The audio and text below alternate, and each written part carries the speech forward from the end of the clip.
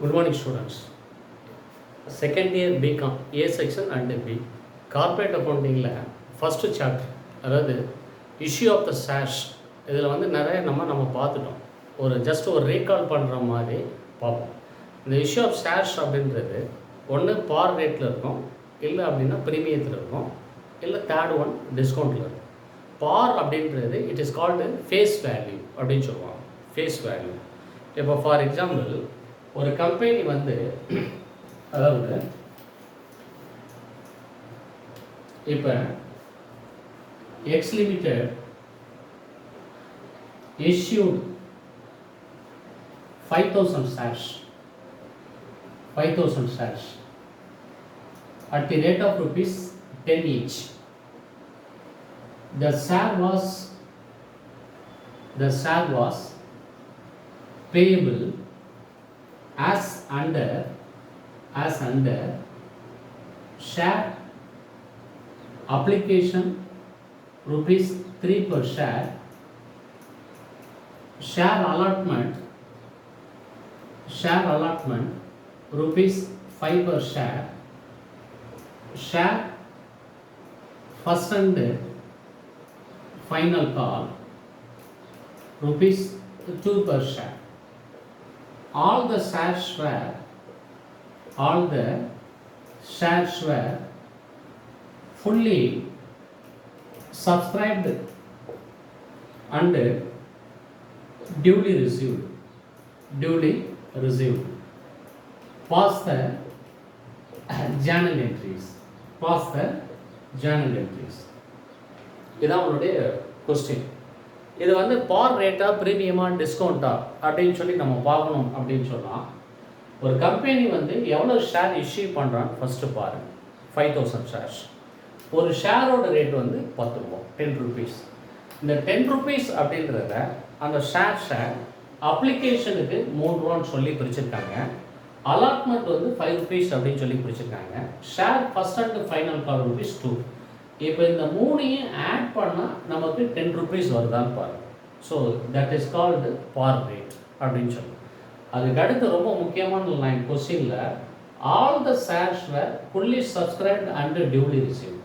So பொதுமக்கள்கிட்ட கொடுத்து அந்த ஷேர்ஸை வந்து விற்று அவன் கேபிட்டலாக வந்து வாங்கியிருக்கான். ஸோ இந்த லைன் வந்து ரொம்ப இம்பார்ட்டன்ட். ஸோ இதில் ஃபஸ்ட்டு பேசிக் கான்செப்டை நான் வச்சுக்க.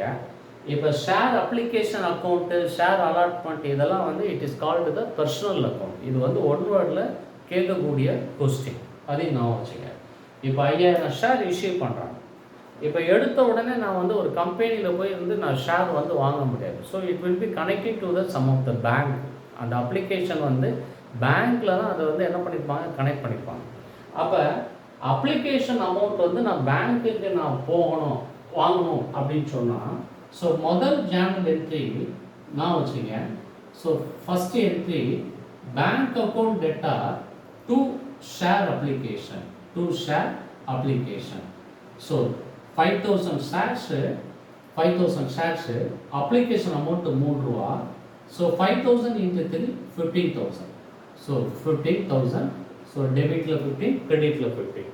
ஸோ இதான் வந்து first entry. Bank account debtor to share application. Narration அப்படின்றது அப்ளிகேஷன் மணி ரிசீவ். இது வந்து ஃபஸ்ட் என்ட்ரி போட்டது. இப்போ செகண்ட் என்ட்ரி என்ன அப்படின்னா, application amount it will be transferred to the share capital. அதாவது இந்த அப்ளிகேஷன் அமௌண்ட் 15,000 அப்படின்றது second entry share application account டெப்டா டு ஷேர் கேபிட்டல். ஸோ 15,000 ப்ராக்கெட்டில். So application money transfer to share capital. So that is called the second entry. Next third entry, application முடிஞ்ச உடனே இப்போ ஆட்டோமேட்டிக்காக வந்து பர்டிகுலராக ஷேர் ஹோல்டர்னால் அது நீங்கள் அல்லது நான் யார் வேணாலும் இருக்கலாம். ஸோ அப்போ அலாட்மெண்ட் அமௌண்ட் வந்து உங்களுக்கு 5 ரூபான்னு சொல்லி கொடுத்துருக்காங்க. அப்போ கம்பெனி என்ன பண்ணுவோம் அப்படின்னா, அப்ளிகேஷன் அமௌண்ட் வந்த உடனே அந்த பர்டிகுலர் பர்சன்ஸுக்கு ஷேரை வந்து அலாட்மெண்ட் பண்ணணும். அப்போ அலாட்மெண்ட் அமௌண்ட் வந்து 5 rupees. அப்போ 5000 ஷேர்ஸ் வந்து கம்பெனி இஷ்யூ பண்ணுறாங்க. அப்போ தேர்ட் என்ட்ரி என்ன அப்படின்னா share allotment account debtor, share allotment account debtor to share capital, to share capital. So 5000 shares into 5 rupees, allotment amount 5 rupees. அப்போ மல்டிப்ளை பண்ணால் 25,000 ப்ராக்கெட்டில். So allotment due, allotment due இதுதான். So third entry. Fourth entry வந்து என்ன, பேங்க்கில் பணம் கட்டுறீங்க, அந்த பர்டிகுலர் ஷேர் ஹோல்டர் பணம் கட்டும்போது so bank account debtor to share allotment, to share allotment, to share allotment. So அலாட்மெண்ட்டோட அமௌண்ட்டு 25,000, அந்த 25,000 இங்கே போட்டு இது வந்து நெக்ஸ்ட் என்ட்ரி. ஸோ பேங்க்கில் நீங்கள் பணம் கட்டும்போது எதுக்கு நீங்கள் கட்டுறீங்க, ஸோ அலாட்மெண்ட்டுக்கு நீங்கள் கட்டுறீங்க. அலாட்மெண்ட் கட்டி முடித்த உடனே ஸோ ஃபஸ்ட் அண்டு ஃபைனல் கால் அது வந்து உங்களுக்கு கம்பெனியில் வந்து 2 rupees அப்படின்னு சொல்லி கொடுத்துருக்காங்க. அப்போ so first and final call அப்படின்னு சொல்லி கட்டும்போது so share first and final call account டெப்டா to share capital, to share capital. So 5000 ஷேர்ஸுக்கு first and final call amount 2 rupees. So 10,000 ப்ராக்கெட்டில் first and final call due, final call due இதுதான். இப்போ next வந்து பேங்க்கில் நீங்கள் பணம் கட்டுறீங்க. அப்போ பேங்க்கில் பணம் கட்டும்போது எதுக்கு நீங்கள் கட்ட போகிறீங்க அப்படின்ற கான்செப்டும் உங்களுக்கு தெரியும். ஃபஸ்ட் அண்ட் ஃபைனல் காலுக்கு கட்ட போகிறீங்க. அப்போ bank it will be receiving to the money. So bank account data, so bank account data to share first and final call, to share first and final call. So 10,000. That's all. So first concept வந்து company share issue பண்ணுறது பார் ரேட்டா, ப்ரீமியமா, டிஸ்கவுண்ட்டா, இந்த மூணையும் வந்து நல்லா பார்க்கணும். So பார் rate அப்படின்னு சொன்னால் அந்த அந்த அமௌண்ட்டு ஷேரோட அமௌண்ட்டை ஸோ பிரித்து கொடுத்துருப்பாங்க. ஒரு ஷேர் வந்து 10 ரூபா அப்படின்னு சொன்னால் அதை பிரித்து கொடுத்துருப்பாங்க. அப்ளிகேஷனுக்கு எவ்வளவு, அலாட்மெண்ட்டுக்கு எவ்வளவு, ஃபஸ்ட்டு காலுக்கு எவ்வளவு, ஃபைனல் காலுக்கு எவ்வளவுன்னு சொல்லி. ஸோ அதுக்கேற்ற மாதிரி நீ என்ன பண்ணுற அப்படின்னா ஜேர்னல் என்ட்ரி போடும்போது ஃபஸ்ட்டு வந்து முதல்ல நல்ல நான் வச்சுக்க. அப்ளிகேஷனுக்கு நீ ஜேர்னல் என்ட்ரி போடும்போது முதல் என்ட்ரி வந்து bank account debtor to share application account. So application வந்து எவ்வளவு அப்ளிகேஷன் வந்து இஷ்யூ பண்ணியிருக்காங்க, கம்பெனி வந்து எவ்வளோ ஷேர் இஷ்யூ பண்ணியிருக்காங்க. கொஷின் நல்லா நான் வச்சு all the shares were fully subscribe and duly receive. இப்போ second type of the question நல்லா நான் வச்சுக்க. இப்போ அதே கொஸ்டின் தான் எக்ஸ் லிமிடெட் வந்து இஷ்யூடு வந்து 5,000 ஷேர்ஸ், 5,000 ஷேர்ஸ். ஒரு ஷேரோட ரேட் வந்து 10 ரூபா, 10 rupees. ஸோ இங்கே வந்து அப்ளிகேஷன் வந்து share application 3 rupees, share allotment 5 rupees, share first and final call, share first and final call 2 rupees. So இங்கே நெக்ஸ்ட் லைனில் the public applied for 3,000 shares only, 3,000 shares subscribe. So issue பண்ணது 5,000 shares, public apply பண்ணது 3,000 shares. So it is called the under subscription. நான் வச்சுக்கேன். அப்போ public எவ்வளவு apply பண்ணுறாங்களோ அந்த அமௌண்ட்டுக்கு தான் நீ வந்து application, allotment, first and final கால் வாங்க முடியும். ஸோ இஷ்யூ பண்ணது 5,000 ஷேர்ஸ் இருக்கலாம், ஆனால் பப்ளிக் அப்ளை பண்ணது 3,000 ஷேர்ஸ்.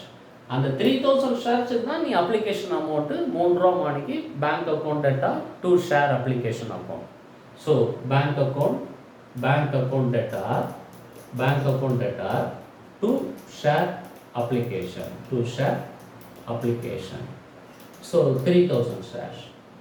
இன்ட்டு அப்ளிகேஷன் அமௌண்ட்டு 3 ரூபா. ஸோ 9,000. ஸோ இதுதான் நீ போடணும்.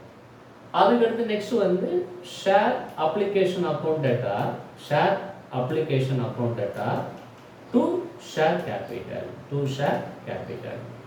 இந்த அப்ளிகேஷன் அமௌண்ட்டு 9,000. இதை வந்து it will be transfer to the share capital.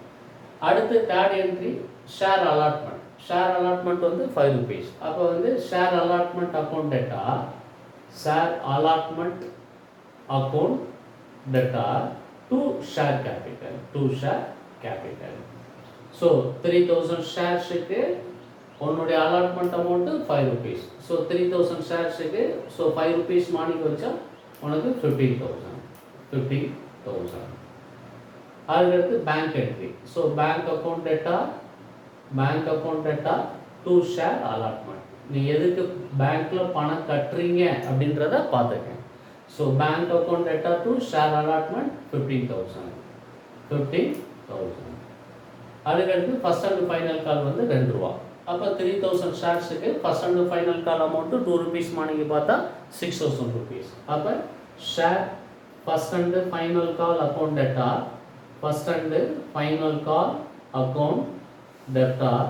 to share capital. So 6,000 rupees.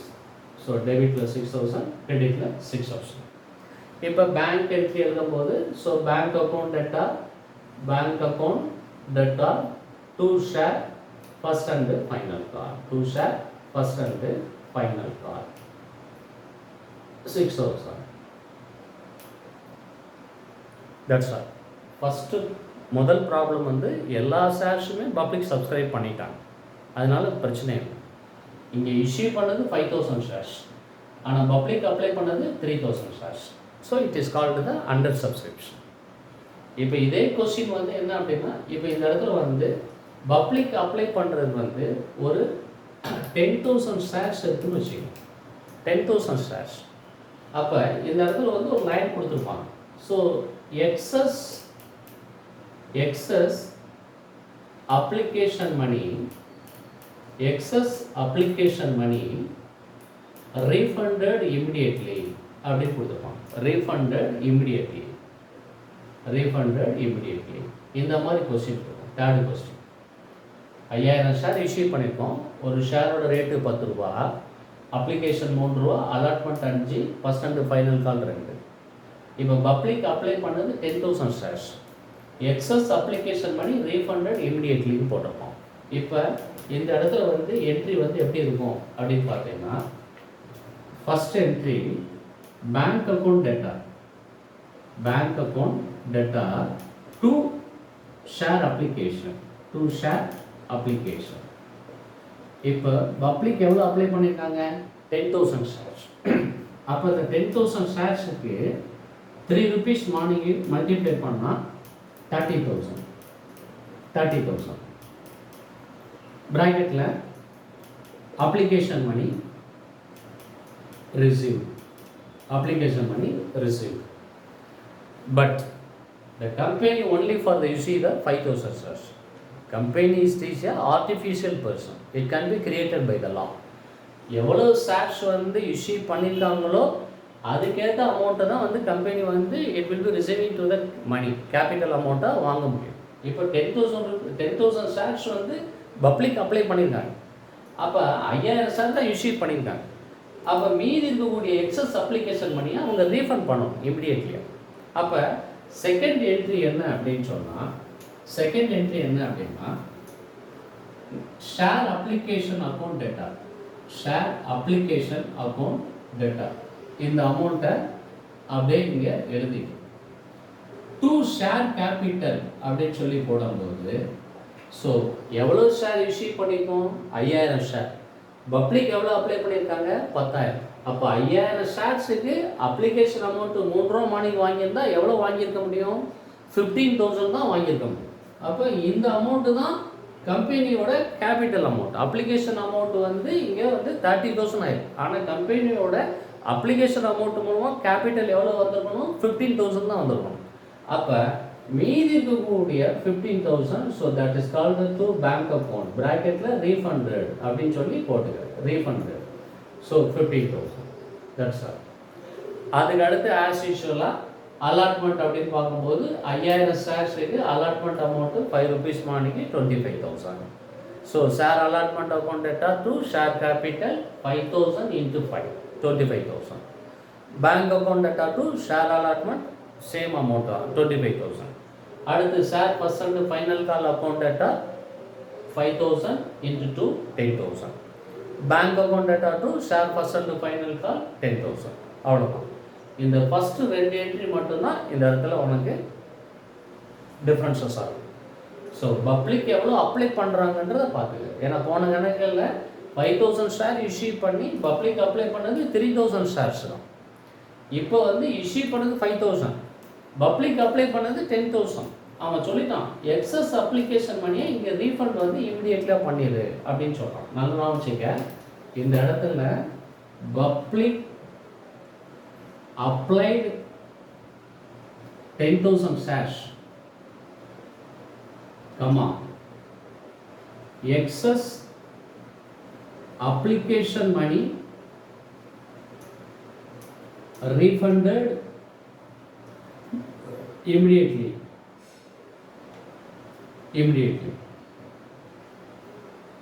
அதனால தான் நம்ம bank account debtor to share application, இங்கே share application account debtor to share capital to bank account ப்ராக்கெட்டில் refunded. So question வந்து இந்த இடத்துல மாறுவதற்கு வாய்ப்புகள் அதிகமாக இருக்குது. இது வந்து it is called the over subscription. Issue பண்ணது 5,000, பப்ளிக் அப்ளை பண்ணது 10,000, it is called the over subscription. So excess application பண்ணியே ரீஃபண்ட் பண்ணலாம். அட் த சேம் டைம் இந்த இடத்துல என்ன பண்ணியிருப்பான் அப்படின்னா ரெண்டாவது கொஸ்டின், அதாவது அடுத்த question, so excess application money to be adjusted on allotment, அப்படின்னு சொல்லி கொடுத்துருக்கோம். அப்போ ஃபர்ஸ்ட் என்ட்ரி இதே தான், bank account debtor to share application 30,000 போட்டுருவீங்க. Second entry share application account debtor to share capital, இங்கே டு பேங்க்னு போடக்கூடாது, டு ஷேர் அலாட்மெண்ட் அப்படின்னு சொல்லி எழுதிக்கிறது. டு ஷேர் அலாட்மெண்ட், ஏன்னா எக்ஸஸ் அப்ளிகேஷன் மணியை அவன் அட்ஜஸ்ட்மெண்ட் வந்து எதில் பண்ணியிருக்கான், அலாட்மெண்ட்டில் பண்ணியிருக்கான். அப்போ நமக்கு ரிமைனிங் 15,000 அப்படின்றது அலாட்மெண்ட்டில் நம்ம அட்ஜஸ்ட்மெண்ட் பண்ணியாச்சு. இப்போ தேர்ட் என்ட்ரி என்ன அப்படின்னா share allotment account debtor to share capital அப்படின்னு சொல்லி இங்கே எழுதிக்கிறது. 5,000 ஷேர்ஸ், அலாட்மெண்ட் அமௌண்ட் 5 ரூபா, 25,000. இது போட்டுருவேன். போட்டு முடிச்சுட்டு இப்போ bank account debtor to share allotment அப்படின்னு போட்டுட்டு நீ அலாட்மெண்ட் அமௌண்ட் இந்த 25,000 இங்கே போட்டுறக்கூடாது. ஏன்னா ஆல்ரெடி நீங்கள் அலாட்மெண்ட்டுக்கு நீங்கள் இங்கே 15,000 வாங்கிட்ட, அட்ஜஸ்ட்மெண்ட் பண்ணிட்ட. அப்போ அலாட்மெண்ட் அமௌண்ட்டோட அமௌண்ட்டு இங்கே 25,000, ஏற்கனவே ஆல்ரெடி 15,000 வாங்கியாச்சு. அப்போ என்ன பண்ணுற, 25,000 15,000 கழிச்சிட்ட அப்படின்னு சொன்னால் 10,000 rupees. இதுதான் பேங்க் ரிசீவ் பண்ண முடியும். அவ்வளோதான். இந்த ஒரு இடம் தான் உன்னுடைய கொஸ்டினில் பொடி வச்சு கேட்கக்கூடியதுன்னு சொல்லுவாங்க. அதாவது கொஞ்சம் யோசிக்கணும். ஸோ பார்த்துருக்கக்கூடியது பாரில் தான் நம்ம பார்த்துருக்கோம். அதில் வந்து ஸோ ஃபுல்லி சப்ஸ்கிரைப்டு பார்த்துருக்கோம். அதுக்கடுத்து பப்ளிக் அப்ளை பண்ணுறது அண்டர் சப்ஸ்கிரிப்ஷனில் பார்த்துருக்கோம். அதுக்கடுத்து ஓவர் சப்ஸ்கிரிப்ஷனில் எக்ஸஸ் அப்ளிகேஷன் மணியை ரீஃபண்ட் பண்ணுற மாதிரி இருந்தால் எப்படி இருக்கும்னு சொல்லி பார்த்தோம். இப்போ எக்ஸஸ் அப்ளிகேஷன் மணியை டு பி அட்ஜஸ்டட் ஆன் அலாட்மெண்ட்டுக்கு யூட்டிலைசஸ் பண்ணாங்க அப்படின்னு சொன்னால் அதுக்கு என்ட்ரி எப்படி இருக்கும் அப்படின்னு. மற்றதெல்லாம் வந்து share first final call account debtor to share capital, அந்த 5,000 ஷேர்ஸுக்கு 2 ரூபா மணிக்கு 10,000 தான். ஸோ இந்த ஒரு கான்செப்ட் மட்டும் நான் தெளிவாக இருந்தேன். இதில் ஏதாவது உனக்கு டவுட் இருந்தால் கொஞ்சம் டைரெக்டாக பார்க்கும்போது ஓகே. ஸோ கொஞ்சம் பொறுமையாக உட்காந்து பாரு. மீதி இருக்கிறத ப்ரீமியம் அப்படின்றத நெக்ஸ்ட் கிளாஸில் பார்ப்போம். Okay, thank you.